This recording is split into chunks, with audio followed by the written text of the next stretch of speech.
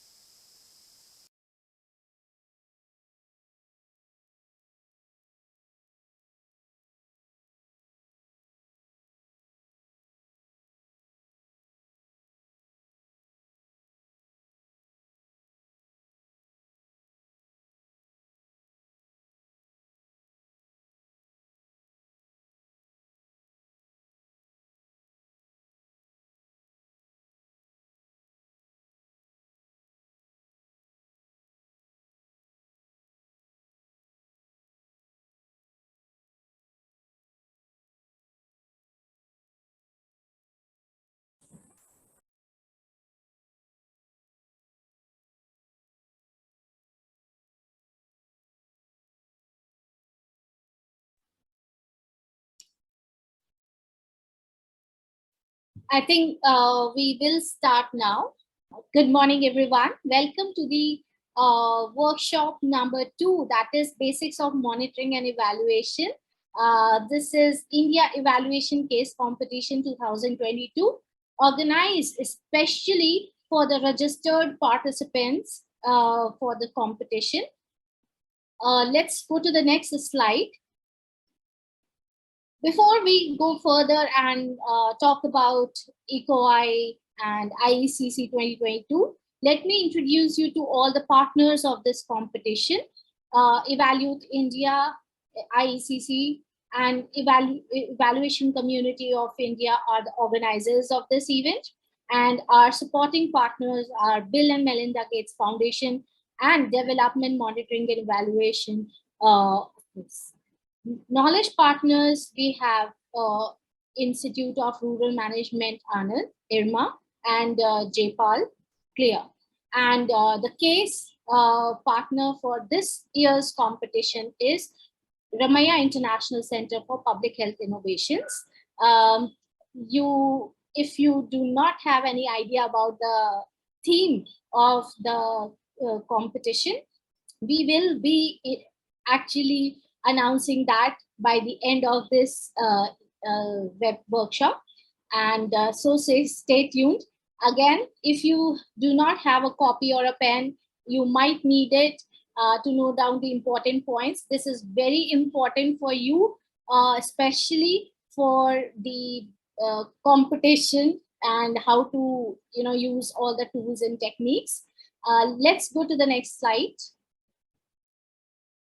I would like to call upon Biswajit sir to introduce ECOI and IECC 2022 to our participants.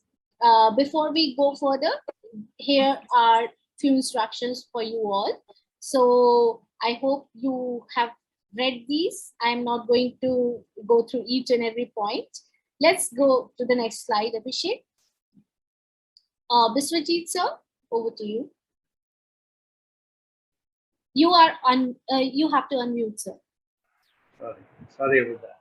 Thank you, everyone, and welcome you all. And especially, I also welcome Dr. Shyam being present with us and all our colleagues from Evaluate India. I'll take you through 4 different components to explain you how all this genesis happened. And quickly after that, Mridula will take you on the competition, and then we'll move on to the session for Dr. Shyam. So let me start with ECOI. ECOI is the evaluation community of India, where most of us also have been part of in the membership with ECOI. And they are the oldest network that remains in India for a long time now in this space of evaluation, trying to do advocacies in terms of evaluation learning, evaluation policies, and building consortium and institutions to build evaluation courses in the global south as well. And several other activities that are done by ECOI is one large event that happens globally is called Eval Fest. Last time we did that in February in partnership with Asia Pacific Evaluation in region Asia and India as well, co-hosted that. So that was a great success in terms of doing it virtually live, and for the first time it was done virtually. And the previous once in 2 years, it used to be done in live form. So now, how did Eval Youth come into existence? So in 2005, there was a conglomeration of forum in Nepal, where United Evaluation Group and an organization of international repute called IOCE, International Organization for Evaluation, which formed Eval Partners as a apex organization to take lead in the Eval Youth formation as that young and emerging evaluators are most important in the inclusive and diversity of the entire ecosystem. So from there, the journey started for Eval Youth. Eval Partners formed Eval Youth Global, and Eval Youth Global form now has about 9 regional networks, which are in some are in Asia, some are in Europe, some are in Latin America, and some are in Africa as well. And from these regional hubs, we branched out in terms of having country presence as a network, and we call them as country chapters. That's how Eval Youth India was born.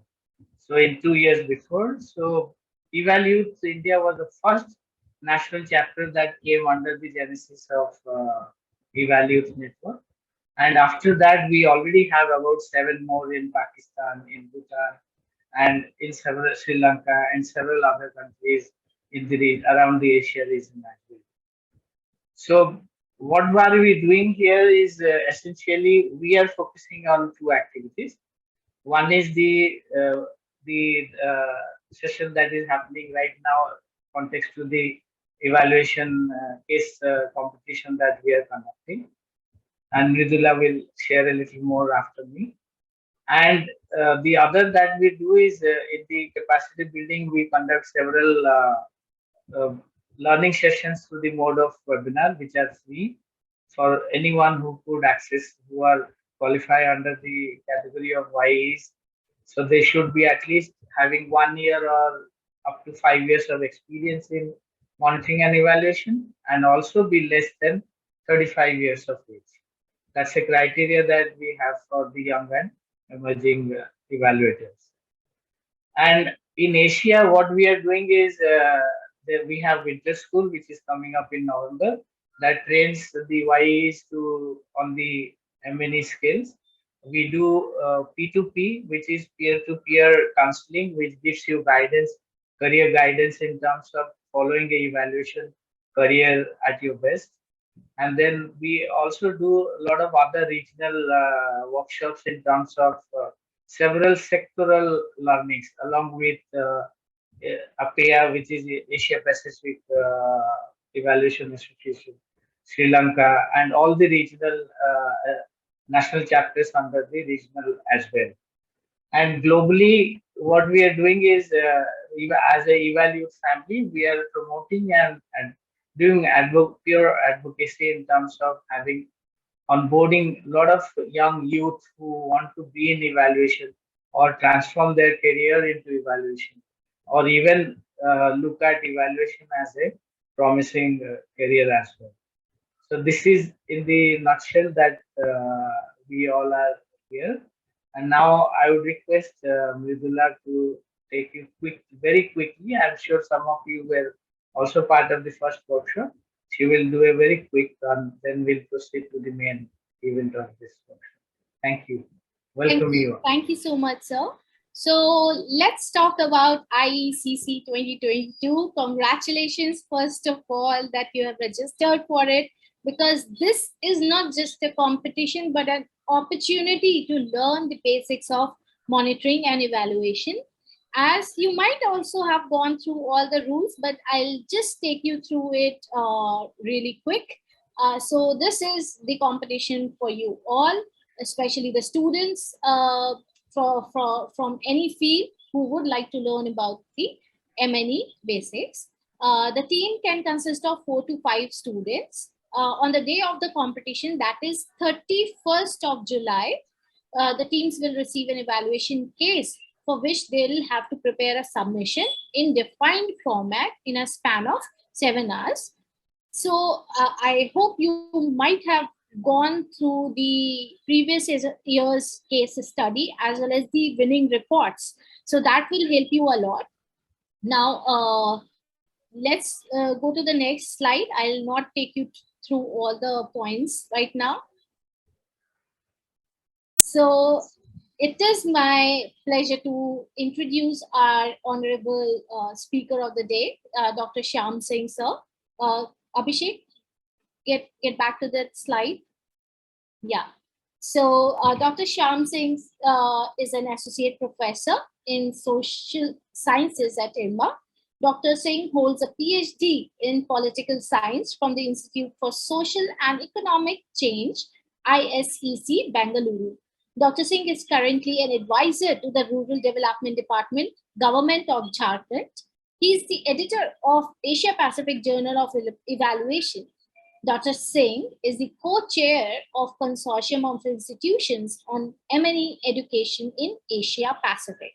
He is also a team leader for the Team Building Partnership under the Regional Evaluation Strategy, Asia Pacific Evaluation Association, and is actively associated with Evaluate India, who is building up young and emerging evaluators.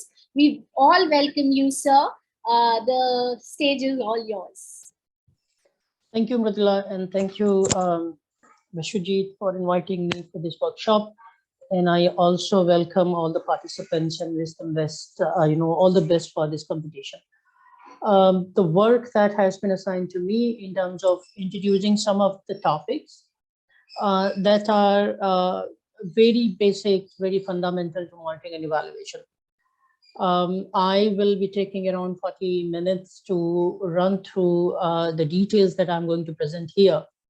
Let me just tell you that this is an evolving subject, and a lot of universities have a full-fledged PG program on this particular subject. So while I'll try my best to introduce very basic points for this topic, but I'm sure if you have some interest, you have to read further to build the understanding, because it cannot be explained.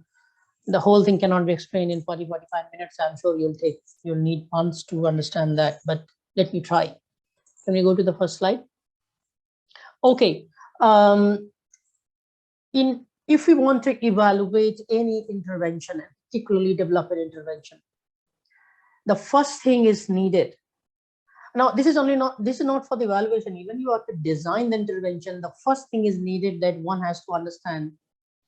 Why do we think that a particular intervention or project will achieve or help us achieve the results that we want to achieve?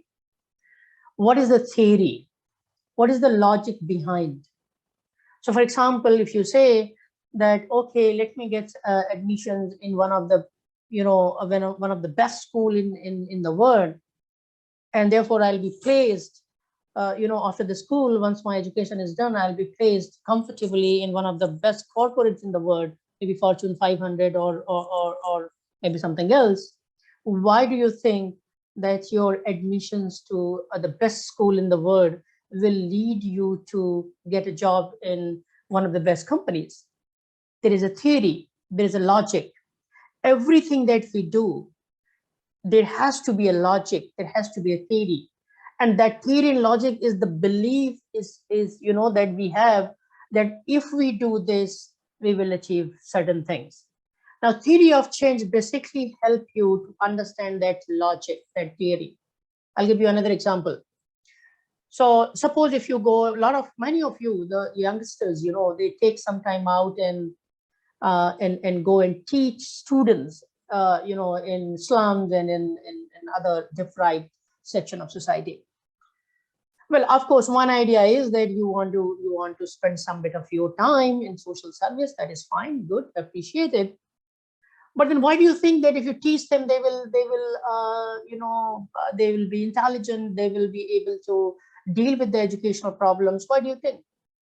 Maybe because you are from the diverse background, maybe because you are well equipped, maybe you have capacity. What is the theory?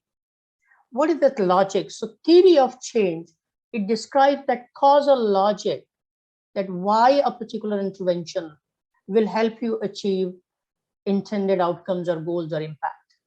So any intervention, any case, any program that either we want to design or evaluate, we have to find out what is the theory behind it. Okay. This theory of change can be developed at any stage of intervention. Okay. If you get a case or if you get a project where there is no theory of change, you can design yourself.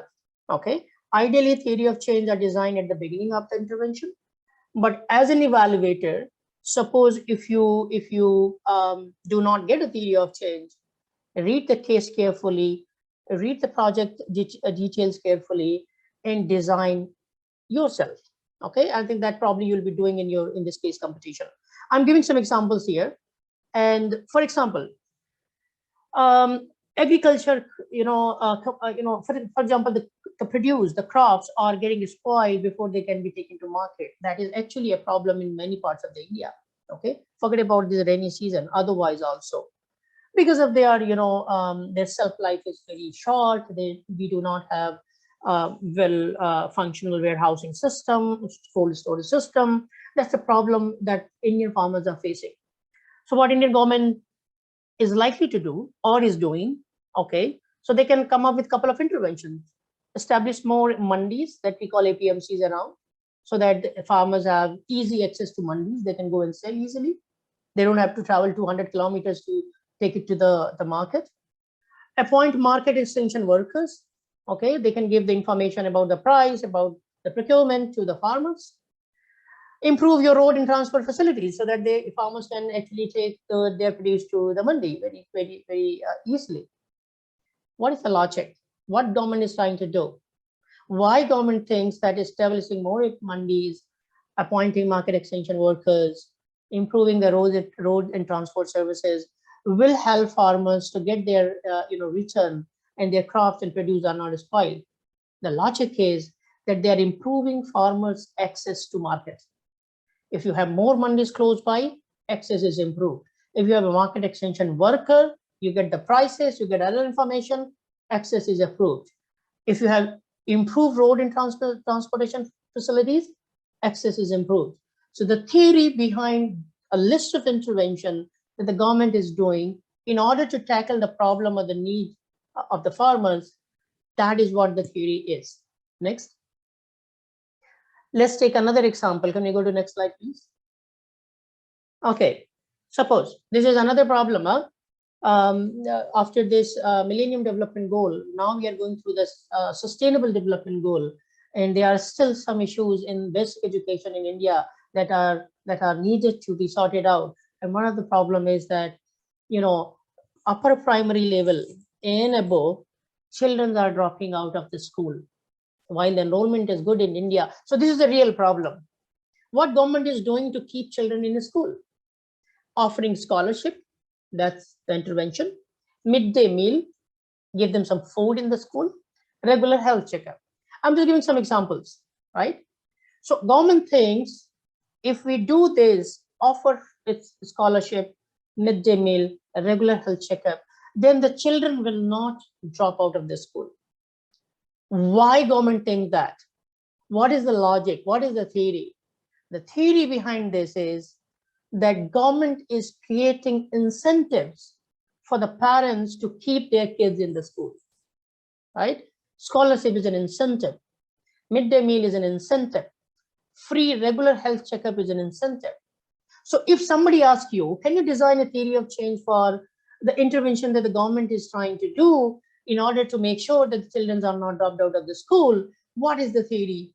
I think this is the plausible explanation that you can provide, the plausible causal link, the causal logic that you can provide. And the government of India and other state governments are creating incentives for the families and parents to keep their kids in the school. That's the theory, that's understanding, okay? A very simple example, I more often give it to my students when I teach this course, that more often you install CCTV cameras, right? Outside your home, outside your shop, inside the factory. That if I do that, the incidence of theft, stealing will go down. What is the logic? Will cameras will become demon and they will scare the thieves away? No. The theory is that because of the increased surveillance, create fear among the thieves and they will not come to the premises, your shop, your factory. So you need to understand if something is being done, results will not come just because something is being done. The results will be achieved, some theory, some logic behind whatever has been done. So this is what we call logic. This is what we call theory. Now, let me go to the next slide and describe how to operationalize the theory of change. Okay, and I'll give you example how to operationalize it. So now you understand the logic, now you understand the theory. Okay, you need to operationalize it. How the results will be achieved. The figure that you see is a very simple theory of change figure. Okay. So what theory of change figure will do? Basically, if somebody asks you, okay, what is the use of this figure, the theory of change that you are describing here? Basically, it tells the pathways through the results are achieved. Okay. It tells the pathways, the mechanism through you do certain things and your results are either achieved or you are pretty sure that we are going to achieve the results. So the theory of change diagram, I am actually giving you the theory of change diagram now. Earlier, I was talking about the theory. Okay, this helps you to understand the pathways. Here is something else, some other example. This is a project that I did. So I'm giving you all real examples. There's no hypothetical examples here. So there's a one organization who is trying to ensure, in terms of impact, they are trying to reduce malnutrition among the vulnerable populations like STs and poor, etc. Okay, they are doing three activities. One, they are trying to aware people that what they should eat, what they should not. Yeah, nowadays I'm sure everybody is suffering or rather very concerned about the cholesterol and whatnot. Your parents might be telling you don't eat pizzas, etc., because after some time you will develop some health problems. A lot of a big issue here. So that organization, what they are doing? They are doing three things. One, they are actually creating or rather organizing awareness program so that the people start consuming nutritious products and vegetables. Activity two, what they are doing is they are facilitating availability, meat market linkage kind of things, and giving them, advice how to produce vegetables in their farms. Okay. Activity three, those who do not have land, they are trying to ensure that they get some bit of these nutritious products either through the government or through the market. Okay. So they are doing three things: activity one, activity two, activity three. What is the result they want to achieve? The last box, impact, reduce malnutrition. Okay. Now, you do three things: pump in a lot of money, have a lot of people on the field working, and it will be foolish to think that after 3 or 4 years, my impact will be achieved, which means reduce malnutrition of vulnerable population. Why? Because a lot of things happen in between. What possibly can happen, actually theory of change will reflect. That's called pathways. So I'll tell you here. If you aware people, activity 1, the bottom one, about consuming nutritious products and vegetables, this will directly, this has potential, not that this will, but this has potential, or this is likely to directly, go and, impact, or rather affect or influence households to consume more food, nutritious food and vegetable. That is one thing. Okay. If you go to activity 2, if you give them agri advisory, if you give them, some training to farmers, those who have land, and they start cultivating it, they will have this stuff to eat. Therefore, households are likely to consume. So if you see activity 1 and activity 2, they are somehow trying to contribute to the green box, yeah, before impact. I'll tell you the terminology later on because we call them outcomes. Okay, so I just don't want to confuse you as of now. Just think about the pathways. So activity 2, if I'm the farmer and I'm producing it more, okay, I'm sure if I'm producing, I'm likely to eat it also. Maybe the surplus I can sell in the market, but I can eat, my family can eat it. So activity 1 and activity 2 actually directly has potential to influence the households who would like to or likely to consume the nutritious food. Activity 3, landless households. Okay, now they don't have they don't have land, so how they can get these things? Either they can get through the government schemes like PDS, public distribution system, right? Kids can get through midday meal, or they can buy from the market, isn't it? So they can get from the market, they can get from the schemes. Now, if they can get either from these, then they are likely to consume. So if they are likely to consume, which is green box, through all three activities, it is our theory, it is a strong assumption and belief that this will influence, or rather this will get converted into the reduced level of malnutrition in those poor and vulnerable population. Okay, this is a simple theory of change, very simple pathways.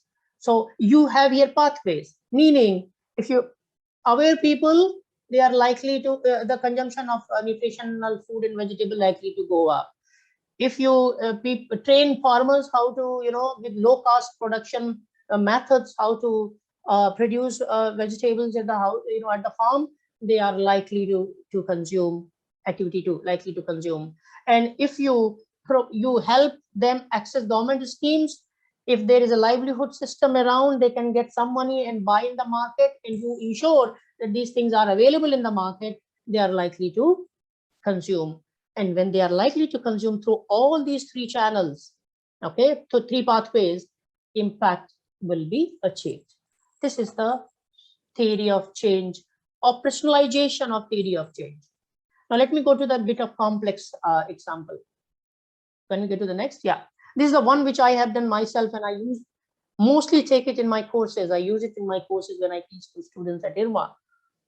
This was again one of the real example that one of the big CSR company is implementing an education project in a state, and they are doing three things. So this is a bit different. This is a elaborated theory of change. The earlier one was simple, with simple pathways. Look at how complex it is. It depends on the project, right? It's very difficult to have simple and complex theory of change for all the projects. Some projects are really big and complex, then you will have to have a complex theory of change. Some projects are very simple, straightforward.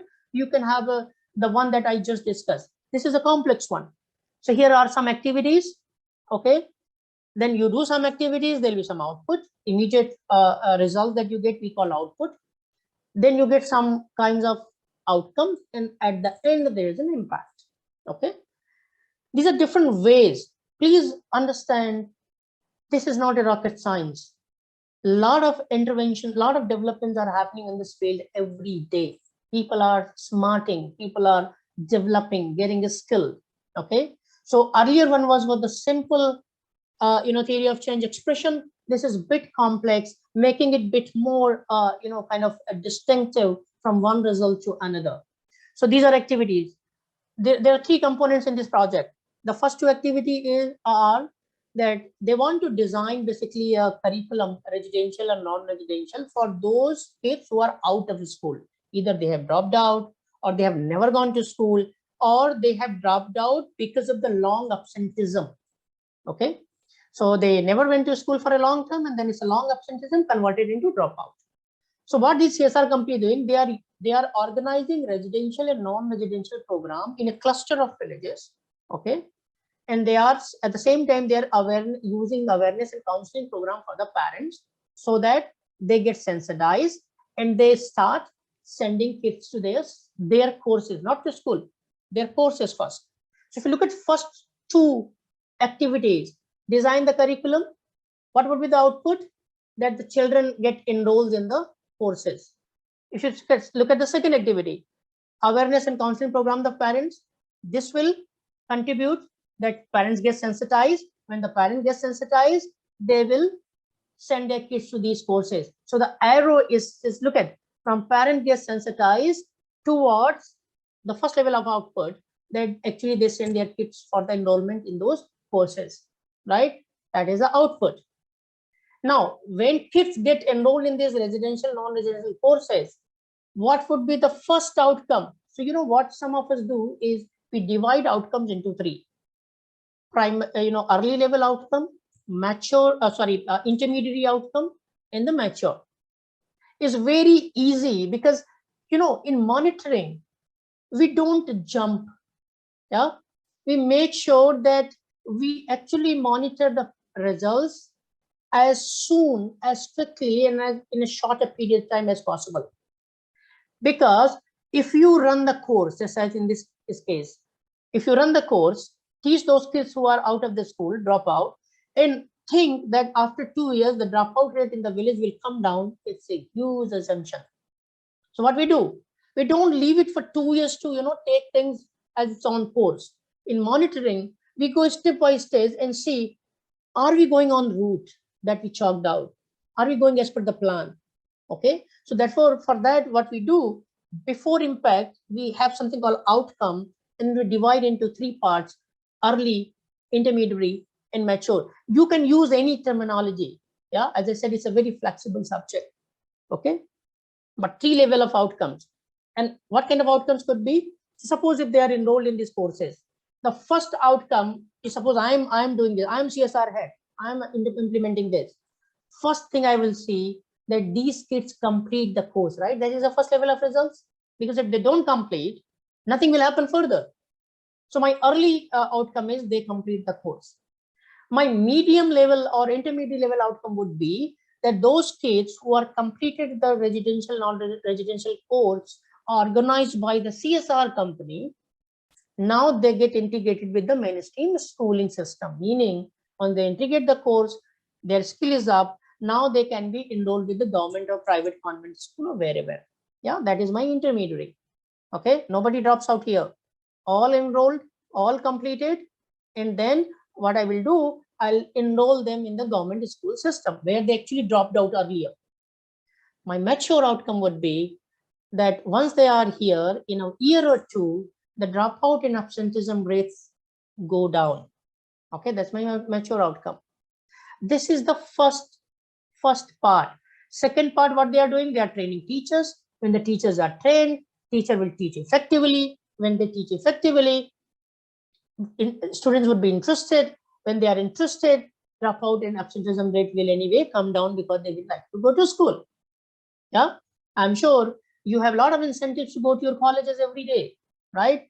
I cannot tell you what those incentives are, but definitely there are so many incentives. So for these kids, those who are in class 1, 2, 3, 4, 5, if the teachers are very affectionate, very engaging, they will ask their parents, okay, I will go to school. So they like to go. So teachers teach effectively. You see two arrows, one going to dropout wala box in matured outcome, another arrow is going down to another matured outcome, that if teacher teach effectively, there will be better results, right? Better educational attainments outcome. And when the better results come, the student get motivated, will keep on going to school, dropout absenteeism will anyway come down. So look at the mature level box. They are influencing each other. You see the arrow, both the side arrows, right? The reciprocal arrow, vertical one, from the dropout box to the achieve better educational attainment. So if the teacher teaches effectively, it will anyway influence students or encourage to come to the school, because teacher is good. He takes care, he teach innovatively. Okay, since he teaches or she teaches very effectively, the students' results will go up, they will do better, and this will again influence or encourage students to go to school, and will again contribute in the dropout and absenteeism rate coming down. Okay, the third bit is the capacity building of school management committee, SMC, or teacher, parent teachers association. If you build a capacity, train them that they should participate in a school development plan, etc., then school development governance will be effective.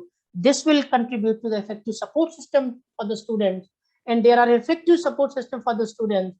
This will also affect the or contribute that the dropout and absenteeism rate comes down and students achieve better results. And this two matured outcome will then ensure that literacy rates improves and incidence of child levels also comes down. Now, this is a complex example of theory of change. Look at the pathways, right? The first two activities contribute to the first mature outcome, which then contribute to second mature outcome, which both of them contribute to the impact. The second, the set of activities, teachers training and designing innovative material, contribute to the teachers teaching effectively, because he's trained and he's getting innovative material, right? That again contributes to the dropout and achieve better both the matured outcome, and both of them contribute to the impact. The third one, the capacity building, is training of school management committee and parent teachers association, help them to do better school planning. When they do better school planning and governance, a school will be able to provide good support system. What is support system? Laboratory, library, extracurricular activities, playground. Okay, better support system. If there's a better support system, students will get encouraged to go to school, play. Yeah, because there's a football match today. The football match will happen only when the school has a ground and has equipments, right? There's a Khel Kumbh Mela in Gujarat, for example, in other states, and this will happen only when the school promotes that sports, and this will happen only when the school have equipments, right? So if the support systems are there, then that will also contribute to the dropout coming down and achieving better results. Now, this is a complex, example of theory of change. So one can have simple example. Not that you want to have a simple theory of change. It depends on the project.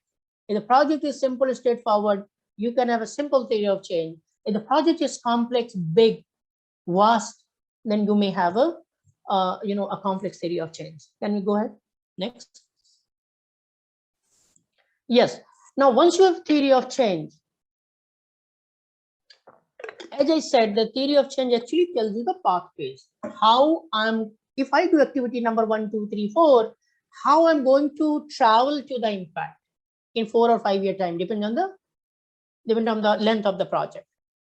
Now, you have seen that first activity and impact at the other end, there's so many boxes in between. Meaning, what used to happen in the government, even still happens. While so many times government programs are not, I'm not criticizing the government. Let me just acknowledge that a lot of good programs are also being implemented. But if you look at in the past, bureaucracy-driven governance programs, what happened most of the times that people confuse being busy with being effective. Okay, being busy does not mean being effective. You keep on training school teachers and school masters, headmasters, and parents. as part of the activity, the left-hand side boxes, right? Keep on doing that. And you think after 5 years, suddenly the extreme right-hand side the box impact will be achieved. Not necessary. You might be busy, but that doesn't mean you are effective. If you want to be effective, you need to know how my busyness, how my activities are being channelized, what kind of early impact outcomes are being achieved, what kind of intermediary and final outcomes are being achieved. Then I can be sure, oh, my impacts are going to be achieved because I have made sure that everything in between actually is happening as per the plan. So those are pathways. So theory of change gives you a nice idea about the pathways. Now, this is called log frame matrix, logical framework analysis. Sometimes people say LFA also. Okay, this gives you it gives you further idea about once you have the pathways. Okay, you are got the results. What are those results? There are 3 types of results. Output is immediate results, outcomes, intermediate type results, impact, final results. Okay, so in this log frame matrix, what we do, we list out all the results.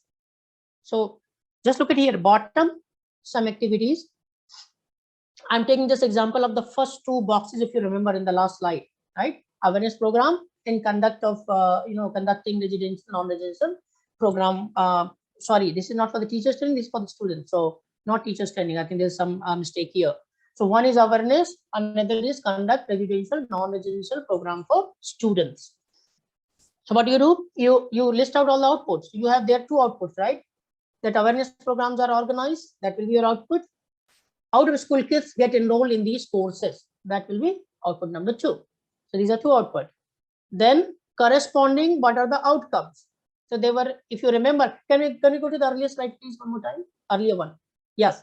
So here, design the program and then awareness. Then there are 2 outputs. Then see, you have 3 outcomes. Early outcome, medium level, and then mature. And then this will contribute to your impact. Okay, go to the next. Yes, here. So we have activities 2 outputs, 3 outcome, and impact, right? There are different ways of writing log frame. This is one way which I'm telling you. So what you do, you pick every pathway and put it in your log frame. You can do this way, or you can write all the activities together, all the outcome together, all the output together, and all the impact together. This is also a way. So it is, as I said, it is a perfectly flexible discipline. It is not mathematics that is equal to whatever MC square, then is E is equal to MC square. You can change E and M and C here and there in this discipline. It's very simple. This allows you to design your log frame matrix as per your convenience, as long as you understand what is your pathway. There's no problem. So this is one way. Okay, have activity, output, outcome, and impact. What is the next thing that I'm doing here? I will have to have indicators, because suppose you go to your home and tell your parents, आज मैंने school में बहुत सीखा, college में, I have learned so much, right? The next question that your sibling, mostly your brothers and sisters, elder ones, they are very naughty. They will immediately say, क्या सीखा बोलो, right? क्या सीखा? In a way, they are putting an indicator on that. You should tell the progress, right? You say, entire year I developed so much for myself in the college that now I'm a better individual. Anybody who's listening these statements, if you're saying this, will ask, can you tell me how? Okay, on what basis you are saying? Meaning they're asking for, you are telling the results that I'm a better individual. They are asking how to evaluate that you are better individual. Tell me, what will be the indicator? Have you helped people? Have you scored good marks? Have you done a lot of extracurricular activities along with good marks, right? So when you have the results, you know the pathways. The second thing is have indicators. Okay, so let's say, in the next slide, I'll discuss what kind of indicators we need to have, but just for the sake of examples, awareness program organized, there could be 2 possible indicators: number of programs organized and number of parents who are part of the program, because these are constant programs, right? So 2 possible indicators: number of programs and number of people, parents who participated. I'm giving some example, not that these are the total all indicators. You can add more. I'm just for the example's sake, I'm telling few indicator. Output 2, out of kids get enrolled in the course. What would be the indicators? Is the number of kids got enrolled in the course, right? Okay. Outcome 1, enrolled kids complete the course. What will the indicator? Percentage of kids. Why we are going to have percent? Because one thing we would like to see कि जितने लोग enroll हुए क्या पूरा complete किया कि नहीं, the number of students those got enrolled, or all of them completed or not. Therefore percentage will tell you immediately whether it's 100% or less. Okay, you can have the number, you can say the number of kids completed the course, but then you have to do one more level of mathematics, is that this number, and you see the difference between the people or kids enrolled. To get away with this kind of one more step mathematics, just simply say the percentage of kids completed the course. Outcome 2, kids are integrated with mainstream education, means when they are done with the course offered by the CSR company, they'll be enrolled with the common mainstream education system like government school or convent school or private school, whatever it is. Now, so out of kids who got completed, the percentage of kids get enrolled. Okay, so if the 100% completed, all or 100% are also getting enrolled in the mainstream school. Outcome 3, reduction in dropouts. Okay, or change in dropouts. You can say actually, so here, indicator would be the percentage change in dropout. Why percentage change? Because there was some percent earlier, okay, like 20%, and your idea is your target to bring it down. So you will see the difference. So indicator will be the difference. Please remember, don't write percent reduction in dropout. Indicators are always secular. Okay, don't write reduction, because irrespective of all those programs, dropout might go up, right? Then in that case, your indicator is ineffective, because your indicator itself says percent reduction. Keep your indicator secular. So say percent change. In that way, you can capture both ways, either it's a reduction or increase. Okay, literacy rate improves, that's your result. Indicator would be change in literacy, percentage change in literacy rate. Okay, these are the indicators. Now, once you have the indicators, so you told your parents that I have done so good things in the school. They will say, okay, tell me the good things, that is indicator. They will say, give us the proof. Give us the proof that you are really a good student. That's called means of verification. So when you give the proof, that is means of verification. And what is that verification? You'll show your parents, look at my mark sheet. You'll show your parents, look at the prizes that I won. Look at the letter from my dean or my principal, appreciation letter. These are means of verification. So you need to have means of verification, that how you would know from where you get the data. That's a means of verification.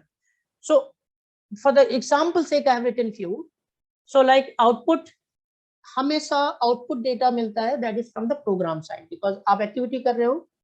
Okay, so you can say program MIS, management information system, or progress report, or simply say program data. That's it. Okay. Enroll kids get completed the course. This will also project will take care of it, because they will have that, because that's one of the results they want to achieve.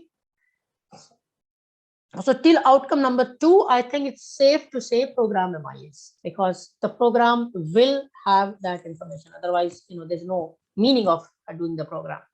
But the moment you go to the reduction of dropouts, okay, you can have the data for the village, but if the field is vast, entire state, right, 6 crore people, 4 crore people, 20 districts, then you not only the program related data, you might also want to verify it from other sources.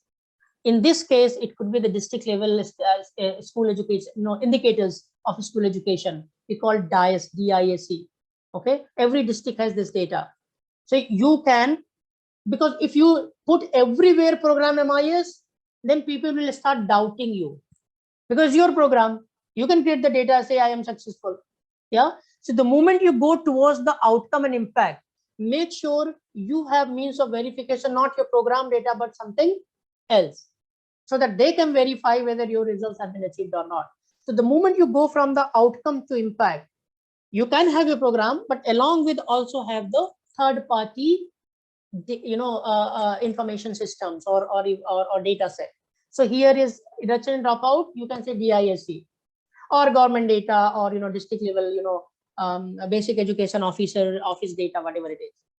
Literacy rates, again, DISC can give you some idea, but the literacy rate is computed by which exercise? Census, right? Every 10 years you have a census, and census gives you the literacy rate. So my means of verification, if my project says that the literacy rate has improved, how authentic it is, census will tell and DISC data will tell, which is not my program data. Okay, that's a means of verification. Keep two things in mind. Use program MIS, a program data, till some bit of intermediate outcome level. After that, make sure that you have a third party means of verification, not yours. Otherwise, there won't be any credibility. And the last, believe me, risk and assumption. Everything we do in life, we have risk, right, that we might face, and everything we do in life, we have some assumptions. Using this workshop, that the competition team has an assumption that you will learn, right? Okay, so there are assumptions, there are risks. Assumptions, sometimes when assumptions don't get true, they become risk. Okay, so here I have just listed on one column. For the more greater clarity, you can have two columns: risk in separate column, assumptions in separate column. Okay, because of the space, I just put it in a one column. So just start from the output one. A means assumption, R means risk. Our various program got organized, or we organize them. You know what is assumption? That the big assumption is the parents are interested in sending their kids to school. Suppose no matter what we do, if they are not interested, they might not be sending because of some economic and social distress. But the big assumption is they are interested in sending. That is where going and talking to them. Okay. Output two, out of school gets enrolled in the courses. Assumption is the reasons for not sending the school are, sorry, it's I think I forgot to complete it, are non-economic. Okay, because if it's economic, no matter how willing I am that I want to send my kids to Oxford and I do not have that much of money, well, I will not send, no matter how many counseling programs you organize for me, right? So there are always assumptions behind any project, and there are risks also. Let's go to the top. Literacy rate improves. What happens? Suddenly your program is over after 5 years, and you're waiting for the census data, and government changes the criteria of literacy rate. New method, new formula. Then suddenly, because of new formula, new method, your literacy rate actually is showing that your literacy rate has decreased in your areas, wherever you have worked. Okay. See, COVID happens. Outcome number 3. Everybody is happy with your program. They are sending their kids, etc. Suddenly, some disaster, some shocks happens. Okay, COVID happens. School closed. Everything closed. 2 years, nothing is happening. This is risk. So you have to have certain assumptions, and you have to think of certain risks. Why we think of certain risks? For 2 reasons. If the risks are controllable, then we can devise some strategy to take care of. Okay, some risks are of course beyond your control. COVID, beyond your control, can't do anything. Earthquake, beyond your control, can't do anything. Economic crisis like in Sri Lanka, beyond your control, can't do anything. But if the parents are not willing to send the kids, okay, I can still design effective counseling program to make them understand that they are able to understand how important education is. So some risk we can tweak, we can have strategy and solve them. Some risk, of course, they are beyond our control. So we take care of, we write risk here so that we have a risk mitigation strategy. Which risk I can, within my resources, I can deal with, which there are the risks that are, I cannot do anything. If the government changes the criteria, oh my God, I can't do anything. I can't go and talk to PM and say, okay, next day onward, please go back to the old criteria. PM won't even listen to me. Forget about PM.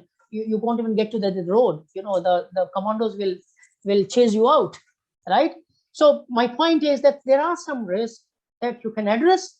There are some risks you cannot do anything, but if the program fails, you can always cite, because of these risks, my program failed. So you have to have risk and assumptions. Can we go to the next slide, please? Let me talk about indicators. These 5 rules, ground rule when you decide for indicator. Already I've given some example. They need to be clear, precise, and ambiguous. If I say that I have improved my school, and if you tell your parents, you must have your mark sheet to tell that you have improved, right? So indicators should be very precise, ambiguous. Don't tell that, you know, I have improved, Dad, I have improved, because, you know, out of 10 teachers, 5 have praised me a lot. That's not a good indicator. Yeah, that's ambiguous indicator. We need to have a clear and unambiguous indicator. And what could be the indicator when telling your dad that you have really improved in your education is either monthly test or trimester, whatever exams in their test. Because whether you like it or not, this is what the education system we have. So many times in management education system, people say, don't look at the grades and marks, look at my skill. Okay, then get that indicator, which actually reflect that you have improved your skills.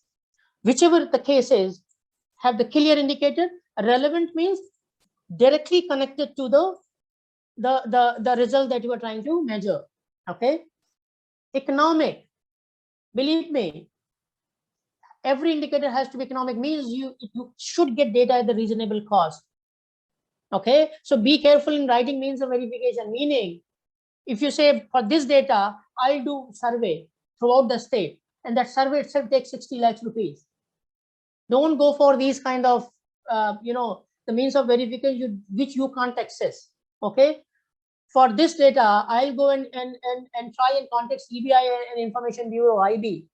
You cannot contact them, right? So have data, have the indicator on which you can get data on a reasonable cost within the project sources. Don't be ambitious. Don't say I'll go to the Economic Bureau in the United States of America, because they collect data from entire world. So they will have the India data. So rather than looking at your census data, which is free, go to the, you know, Economic Census Bureau data in US, which is very costly. Okay, be economic. Make sure that whatever data you are going to collect on those indicators, it is at the reasonable cost. Adequate. Okay, meaning if you give 2 indicators for one result, they must be adequate. You don't need many other indicators. Okay, so make sure that they are sufficient to measure the result. Go for the direct indicator. If the direct is not available, go for the most eligible proxy indicator. Meaning, if the parent got sensitized, what are the indicators to understand their sensitivity? No indicator. Nobody can understand how, what extent I'm aware. You can only have the proxy, meaning if they are sensitized, they will start sending their kids to school. That's the proxy indicator. There is no indicator I can find out after this class how many of you got actually, you know, learn a lot of things about M&E. No indicator. The indicator, the possible indicator would be that how many of you have done really as per the plan that I'm telling you in your submission that you have submitted for the code. And if I review them, so you learn after 10 minutes when I'm going to conclude the session, there is no indicator I can understand. Here, I can run a poll, it's a proxy indicator. Because there's no way I can, you know, open your heart and understand, open your mind and understand. There are several such indicators where you do not have a direct indicator. You need to go for the proxy indicator. Okay. And then anything that you have in terms of indicator, it should be measured. It can be measured. Okay, and monitored. And therefore, more often we say go for quantitative indicators, because it's easy to measure the quantitative because you have number. Qualitative indicator, I'm not saying don't go for qualitative, but be careful when you go for the qualitative indicator. They are very difficult to measure. For example, I am happy with this class. Believe me, there's no way that I can measure your happiness. Okay, happiness is a qualitative indicator. The quantitative indicator could be, let me look at the grades and marks that the jury has given to your submission, and then I can, infer how these workshops were effective. Okay, so go for the quantitative indicator which you can measure. You can go for qualitative, but you need to have a solid plan how you can measure the qualitative. Can you go to next? So these are indicators I have been telling about. Output, this is the trajectory of indicator. Output will mostly refer in terms of number. Outcomes we refer in terms of number and percentage. The moment you go to the mature outcome and impact, we refer in terms of percentage change, because impact always is some change that we look for. Yeah, change in behavior, change in some status, because when you started the project, there was something. Now you want to improve it. So you want to look at the change. So most of the time, or almost all the time, impact indicators are full exceptions.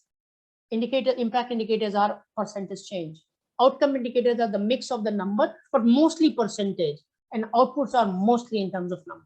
Okay, this is the trajectory of indicator. Can we go to the next? Let's see how we draw the evaluation question. Now the question is, okay, what kind of evaluation question we should have? This is the theory of change. The first one, the simple one I talked about. There are majorly three types of evaluation question that we can come out with. One is called causal. Those who are very good in statistics and econometrics, they can do that. Causal means if A causes B, meaning if activity A is really getting the outcome, that is the green box, because there's a direct arrow there, right? Or if activity 2 alone is actually encouraging household to consume nutritious food. So one type of question is causal questions, where we look at the causal relations. Okay, if A has caused B, right? But there you need to have a quantitative data, and you need to have some statistical methods and knowledge to do that. Number two types of question are contribution type question. Okay, that does C along with A contribute, sorry, there's a typo, not contributes, contribute to B. Okay, meaning activity A1 is also contributing, and activity 2 is also contributing. So there won't be any simple causal relation that A has caused B, that activity 1 has caused, the household consuming. Both of them might have caused. Not only both of them, there are some other government schemes and programs going to, that might have also caused. Not that. Maybe in the household, there are some students who are studying, and they are, taking some EVS or some environmental sessions, trying and coming back, telling the parents that we should eat more vegetables. That might be contributing. So in evaluation, sometimes we have a contribution question, that what else might have contributed to this result? Is it activity 1 alone? Is it activity 2 alone, or both, or something else? Okay. And question 2, 3 types are exploratory in nature, where we look for several factors. Okay, what type of households are there who are actually exhibiting the behavior of that they are consuming the nutritious food? Are they CST? Are they vulnerable? Are they a bit of the educated one? You start asking question, how come the activity 1 or 2 actually just doing awareness program contribute to the household consuming nutritious? You start processes, meaning how awareness program was organized. Was there a video? Was there a pamphlet? How come household get encouraged just because of awareness campaign? So you start questioning process. Type 3 questions are exploratory. You can talk about the attributes of the people, the target beneficiaries. You can talk about the processes. You can talk about the environment around, rules, regulations. So majorly 3 types of evaluation question that we have: causal, okay, contributional, and third, exploratory. Depends on the project. You can come up with your own set of questions. Can we go to the next?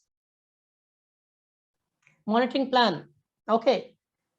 Now, monitoring plan means which indicator you need to monitor for the project period, whatever it is, 2 year, 3 year, 4 year. You need to identify.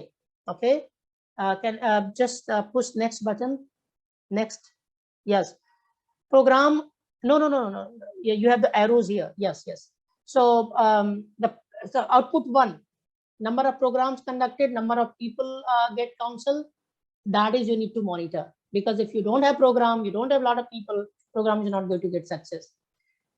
Number of enrollments, kids getting to the residential non-college, you need to monitor every time, because that is the basic. If you don't get kids in your program, the whole program is unsuccessful, right?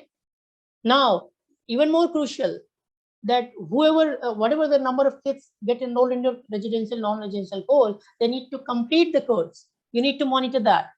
Okay. Then they not only they need to complete the course, they need to get integrated with mainstream. You need to monitor that. Then you come to change and dropout. Okay, that cannot be monitored every month or every 6 months, because it needs some bit of time. Because dropout definition is such that when kids drop out regularly for intervals, then only you can say dropout. Meaning you can only take that data twice in a year. Because if I don't come to school 2 days, you can't tell me dropout, right? I keep not coming to school for 3 days, 4 days, 5 days. That's called long-term absenteeism. Then it gets converted into dropout. So for that, every year, anyway, the government of education comes up, Department of Education comes up with so I'll take that for a year, but that's not in my monitoring plan. My monitoring plan is like every 15 days, every month, every 3 months. I'm just giving an example. I'm not saying you don't monitor dropout. Monitor dropout, not a problem. But probably it's not within your resources that you can do survey and look for dropout. You might have to go the annual reports of DISC. Okay, so you need to identify which are the indicators, which are my monitoring indicators. Okay, you take a list, make a list of those, identify, and then you keep on monitoring them every 3 months, every 15 days, every 1 month, every 2 months, depends on the frequency of those activities. Next. Monitoring plan, this is what it is. Yeah. So you have once you have the list, then there needs to be a matrix. Okay, what are the key results? What are the key indicators? You already have from the log firm. Who will collect? Frequency, when, report to whom, what would be the assessment method of you collect the data, what would the follow-up? This is the perfect monitoring plan. Very simple, because just a matrix, right? Table. But believe me, when you start implementing it, it becomes very complex. It's not as simple as this is just a one slide. Okay. For example, your key results. Key results means any of the results in outcome, in your theory of change, outcome or output or impact. Those are key results. List down there. Every results have indicator. In log form you have done. List down those indicators. Against every indicators, define who will collect the data. So for example, hypothetically, I have kept here block project officer. When the data needs to be collected? Throughout the year, at the end of the course, every 15 days, write that frequency. Report to whom? Where the data will go? Almira में जाएगा, 2 साल बना रहेगा, या फिर ऊपर कहीं जाएगा? It will be reported to district project officer. What district project officer will do with the data? They will assess it. They will do process analysis. They'll look at the effectiveness, whether the course is going on well or not, kids are happy or not, and then follow up. If there is some problem in the data analysis, then one can do the follow up on that basis. On that data analysis, we will do a monthly review meeting. We will do further investigation if something is wrong. Kids are not completing the course, dropping out. Okay, and we will suggest course corrections. This is called your full-fledged monitoring plan. Have the key results, key indicator we already have from the data matrix. What data you will collect, who will collect, hypothetical situation, when it to be collected, frequency, report to whom, what the date, where the data will go, what will be done with the data, assessment method, and when you do the assessment, what are the next step, what are the follow-up. Okay, this is your perfect monitoring plan. Can we go to the next? And then evaluation plan. Once you have the evaluation question, okay, I am not spending a lot of time here because you have the third workshop on, I think, evaluation of cases. Mr. Jeet, correct me if I'm wrong, right? Yes. Yeah. So I'm just giving some hint, some bit of housekeeping type hint that how you should be evaluated. But I'm sure you have a separate workshop. I think they will spend more time on this. So evaluation plan is just like a very kind of a, you need to list down the activities. You need to list down what you want to evaluate. You want to evaluate the process. You want to evaluate the output. You want to evaluate the outcome. You want to evaluate the impact. Okay. So list down what you want to evaluate. Within that, what aspects you would evaluate. you would analyze, list down that, list down data sources, where you get the data collection method, list down, and sampling, strategy and size both. So just for example sake, training to SMC members. Okay, what do you want to evaluate? School management committee. Improvements in school governance, because SMC is all about the governance. What was the data source? If school as governance is improved, who will tell governance is improved? You can't ask teachers. They will always say improved. You know, it's a bias. You ask SMC member, they'll say, yeah, we are doing well. Who you would go? Parents. Ask them if the school governance has improved. Okay, what would the method? They got so many parents. Do survey.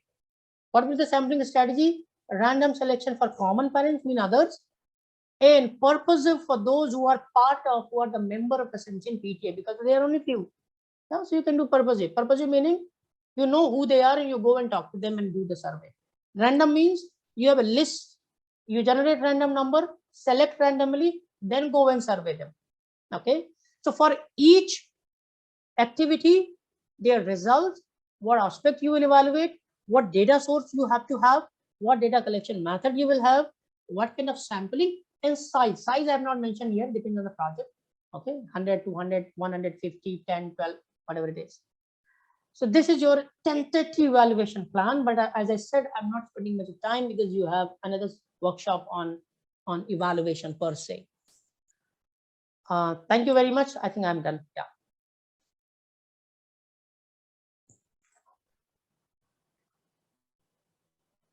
Thank you so much, so for this wonderful presentation, taking us through all these tools that we'll be able to use in the competition. We have certain questions in the chat box, sir.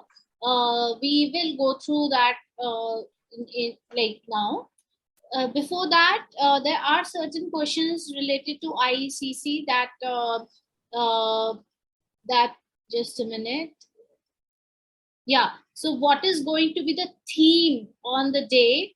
Will be the case be same for all? Yes, the case will be same for all, and I'll just share my screen to let you know about the theme for this. Mridula, can we take a question first, because I have to really rush. Okay, sure, sir. Sure, sir. We can do that. Yeah. Just after the questions, we can announce the theme as well.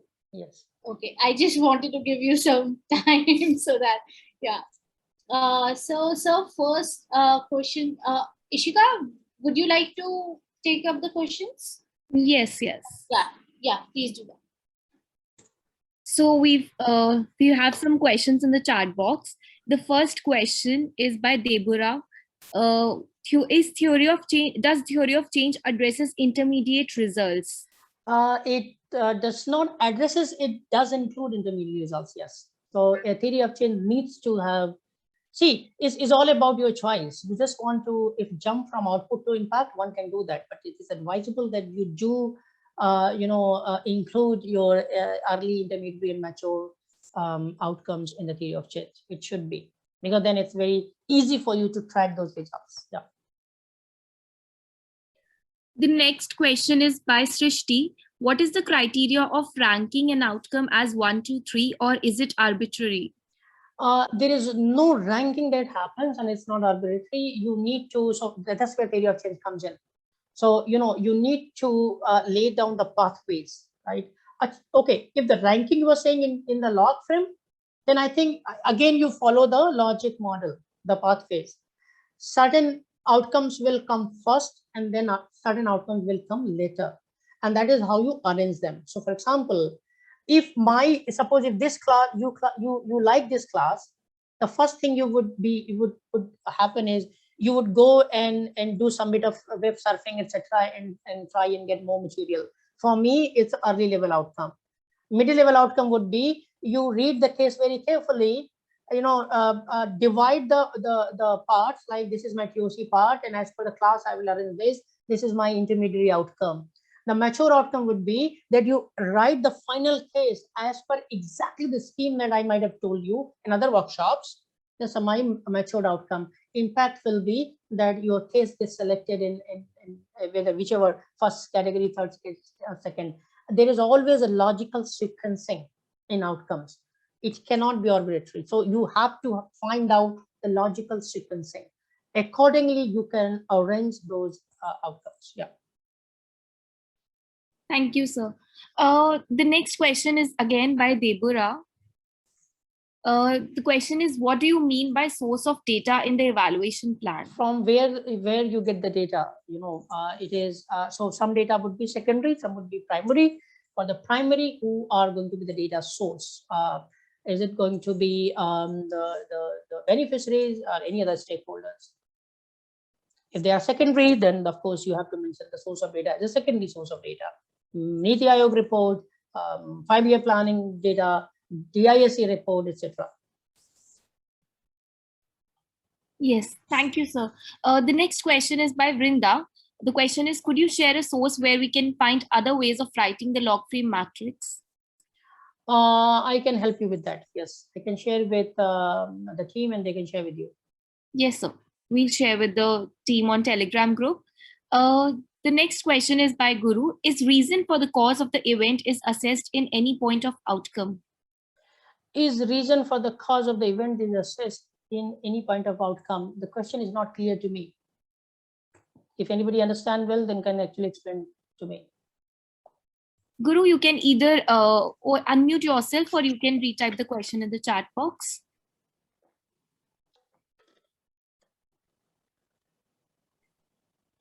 If there's any other question, you can either type in the chat box or you can unmute yourself and ask the speaker directly. Guru, I think you can rephrase your, or you can just shut your mic and speak. Sure. Yes. My point of question is if there is a hurdle for the cost. If I take an example like school dropout. If a school dropout is due to some reasons, particular reasons in the community, so that has been assessed, that has been any value in the outcome.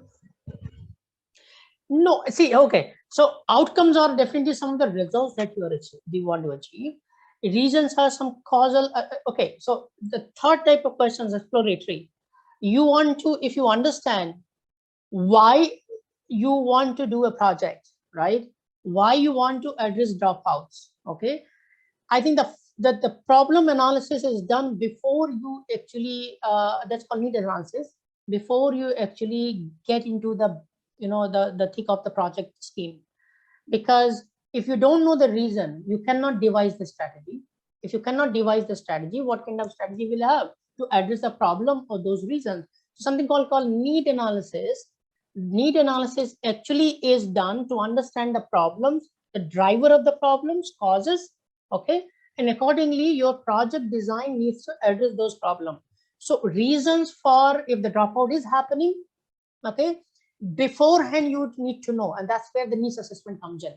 So, well, it has a connection with the outcome simply because you are trying to address those reasons, okay, and therefore the outcomes will improve, whatever the outcome is. That's what if I understood you properly. But any analysis with respect to the problem needs to be done before the project starts. That we call needs assessment. Okay, thank you, sir. Thank you, sir. I think we don't have any other question for Dr. Shyam. Any other question? This is the last chance to ask him directly. You can give my email ID if they want to direct any queries, they can do that. Sure, sir. Sure. Okay. So anything else from my side, Madhula? Sorry, I have to rush. No, I totally understand. I think, sir, there's no question yet. So I think they might. Students can write me. You can just tell them that they can write to me if they have any queries. Yes. Okay. Sure. Thank you so much. Thank you so much. Thanks a lot. Thank you, sir. Hello all. So I'll be sharing first of all the theme for this year's competition. I'll share my screen now. So here is the theme. creating an enabling environment for school children or children to contribute to the Sustainable Development Goals, SDGs. So this is the theme for the year IECC 2022. I would request each and everyone to go through the last year's case RFP as well as the reports that they have created. It will give you a very good idea of how a case will be received by you and how do you have to make a report.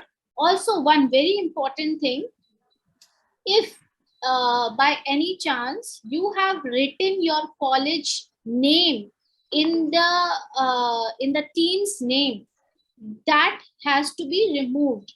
You shouldn't be identified by your college name through which is there in your team's name.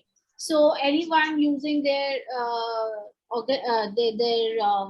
college name, that they should totally remove it, or we will remove and we will ask you to change it again.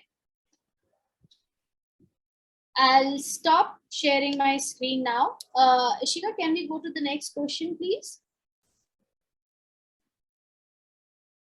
So Gursima, the last year's theme was on agriculture. It was related to agriculture, and you can see that on our website. Everything is there on our website. If you just go through that, you'll find everything. Last year's winning reports, last year's case RFP, everything is there on our website. And this year we are focusing more on the health side. This case RFP will be received by you on 31st of July morning. So by then you should all be ready, virtually ready to start working on that case. Yes, Ishika, next question. Yes, we have a question from Neha. Will IECC will share a list of acceptable data sets, or it needs to be government data only? So any data that comes from, so basically first for the literature review, you will have to, mention all the, references from where you are taking it. Of course, it has to be genuine. Of course, it has to be scientifically written article to mention over there, or the government data. Any reliable source of information is acceptable. Coming to the other part, see, this case will include first, some data will already be provided in the case, and using that data, you will have to innovate and provide all the, ideas and other things in the report. That's why I'm saying that when you go through that case, last year's case, you'll get to know everything. Like you just have to go through it and you will understand that, okay, this is how my this year's case is going to look like, but with a different theme. And now you know the theme, that is creating an enabling environment for school children or children to contribute to the Sustainable Development Goals. So this is the theme for the year 2022. Yes, Ishika. Any other question? No, I don't think we have any other question, but if you still feel that you have any question, you can either write in the chat box or unmute yourself, or I'm also sharing the link for the Telegram channel. You can join and ask your questions there as well. Yes. Please do ask any query. Do not feel like this is a stupid question or anything like that. Just ask, because we are here to solve your queries. We are here supporting you to get the best chance to explore this opportunity.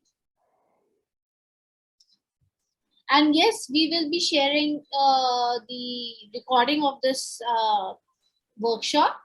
And on 24th of July also, we have a workshop with you all. Do not miss that, because that day we are going to actually discuss the case, like the whole case, and the questions that you have asked about the data and how can you write your report, all the basic questions related to reporting, how to get this thing done in a team. Everything will be discussed on 24th of July. But till then, it is very important to go through the website, get yourself a clarity on what a case RFP looks like, what all questions were there in that, then how did the winning teams write for that particular RFP. So that will give you, I mean, that is the biggest hint to solve the case. Yes. Abhishek, is there anything to present? So I think no from my side. Okay. Any other question or shall we leave? Abhishek, can you please add the Telegram link in the chat box? Yeah, this Okay, is okay, very I'll be sharing. important. If you haven't joined the Telegram group, please do join, because you can ask your questions anytime over there in that group. You do not have to write a mail to us every time. And it will be fast also.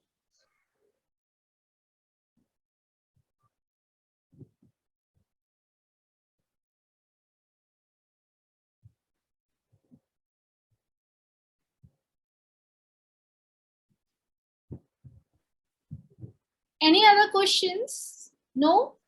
I think, yeah, can you put the link of the group? Can we also please get today's lectures email, lecturer's email? Yeah, sure. You'll be receiving the mail by end of the day today with the link of this recording and with the lecturer's email ID. And the resource material is already there on the website. I'll share the link to that resource material link in that email. And yeah, and maybe I can also share the last year's this whole lecture which happened last year.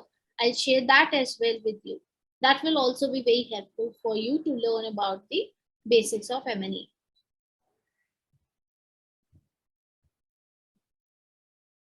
Yeah, Abhishek, Yes, I'm sharing this one.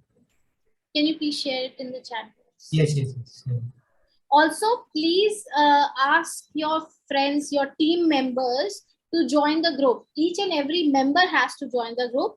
Only the communication part is what we are doing with the team leader.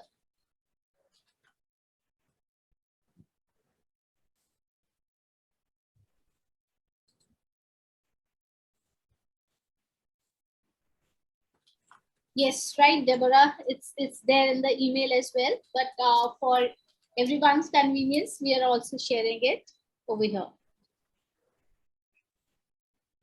I'm adding all social media channels, though it's taking just time. I think we just need Telegram group link. Abhishek, can you just add that one right now? Okay.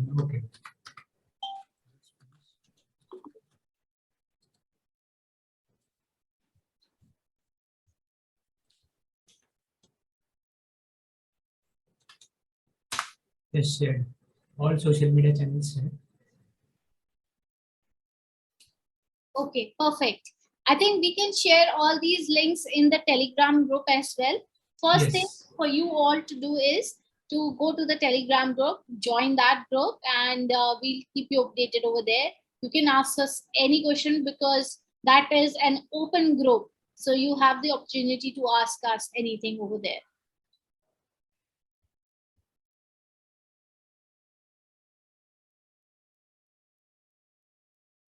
Also, we will definitely be sharing the lecturer's email ID as well, so that any doubts you have, you can ask him. We will share some other professionals' email ID as well, so that if Dr. Shyam is overburdened with the mails and queries, there will be other evaluators as well. The presentation and the recording will be available till end of the Yes. day. Yes.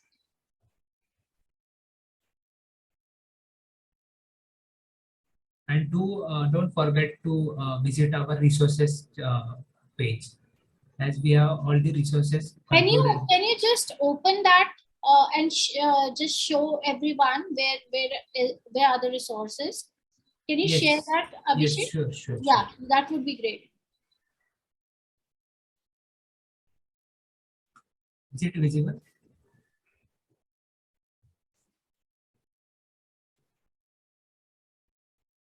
Is it visible? Yes, yes. So here you can find. Can we do it step by step again, Abhishek? Can we do it again, step by step? Yes, sure. So Yeah. after visiting our homepage, you have to visit the resources page. And here you can find the last year winners, second and third winner, and first winner case files. And you can find our main case file here, which is for the agriculture, on the basis of agriculture. And more resources can be found here. So it will take you to the one spreadsheet which contains the resources. Also, can you go back and show us the link to the previous year's workshop? Yes, sure. Yeah. So here we have posted the last year webinar links. One webinar is having some issue. We need to figure it out. So here is our team orientation session. Then I think this one will be very helpful. Webinar 1, high quality data collection. And yes. The second, Dr. Rao's webinar. Is having some issue. Yeah, just check this out, Abhishek. Yes, sure. Yeah, yeah. So you or can else, find everything over here. Yes, or else you can directly go to the webinars from our IECC21 page. Here you will directly get all the recordings. Yes. If Dr. Rao is also available. Yeah.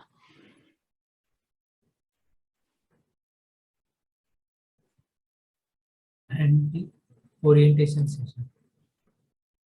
Orientation, I don't think that would be helpful, but the first two would be really helpful for you all. Yes. So you must, I think, go through that. So this is our webinar 1 by Vikas sir. It was on high quality data collection for M&E. And the webinar second was from Dr. Rao on basics of M&E. Okay, perfect. And Abhishek, one of the candidates has asked today's recording will only be available till end of the day. We'll try, Shrishti, to send it to you as soon as possible, because we need to edit it a little bit. And as soon as we do that, we'll share it with you. But today, definitely you'll get that. Yes, right. Yeah. Abhishek, could you just walk it quickly where they can find this year's resources relating to webinar, and so that they'll be this year's. Okay. So recording they can find this year resources here on the workshop page. So we have uploaded the last workshop here. And from today's workshop, participants can go through the presentation here, and the recording will be available here till end of day today.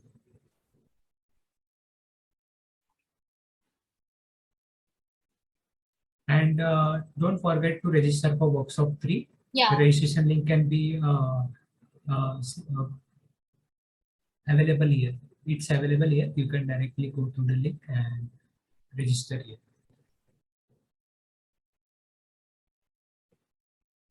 I think now we are done with all the questions and queries. Yes, we'll end the session for today. Thank you so much for joining. All the very best to you all, and see you soon on 24th of July. Thank you so much, everyone. All the very best. Yeah, all the very best.